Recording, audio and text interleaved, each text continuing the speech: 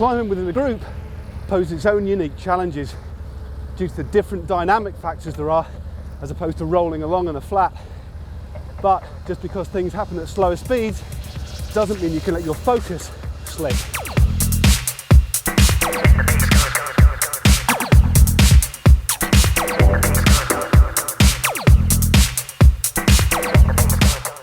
As well as focusing on your own rhythm and technique, it's important to be aware of the riders immediately in front and to the side of you. Climbing requires added effort, forcing some riders to adopt erratic and jerky technique.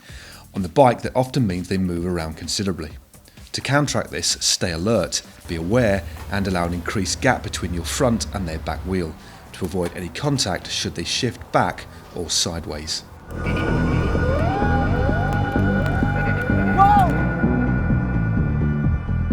Of course, when you're climbing, the speeds are much lower, but that's not to say there isn't still some advantage to sitting on somebody's wheel, especially if it's a headwind. In the end, this can save you a whole heap of energy on longer climbs in sportives or in races. Like on the flat, when sat behind a rider, still adopt a position that overlaps their back wheel. To the left if the wind is from the right, and to the right if the wind is to the left. Sitting directly behind, but still a few centimetres off the wheel of a rider into a block headwind on a climb is very advantageous and will save you a great deal of energy. Drifting. This occurs when riders lose the wheel in front, causing a gap to appear in the group. This is generally due to struggling with the tempo or a simple lapse in concentration levels. It can disrupt the group, so unless you are really having a rough time, try and keep a consistently even gap between you and the next rider. If a larger gap is opened by another rider, gently slide into the gap to keep the group tight without sudden acceleration. This avoids the group becoming fragmented and maintains the slight aerodynamic advantage for those not on the front.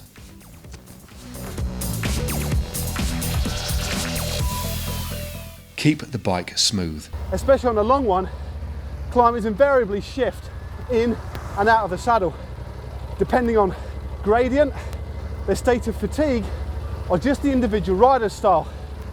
But this seemingly innocuous action can wreak havoc if not done properly. Simply put, if you're going to get out of the saddle from the seated position, make sure you maintain an even pressure on the pedals as you do so you don't send the bike jerking backwards.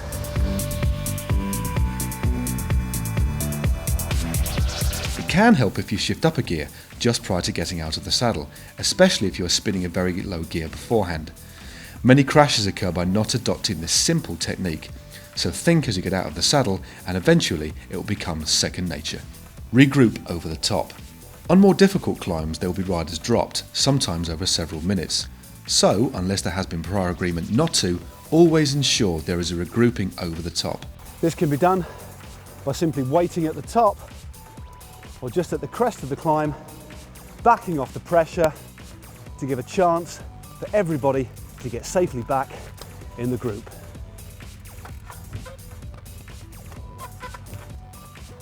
Good stuff. That puncture, I thought I was going to catch you. It's all right, Dan. Whoa! Remember, cycling is a non-contact sport. If you're looking for cycling how-to videos, well, we've got a whole host for you here at GCN. You see this one? If not, click here.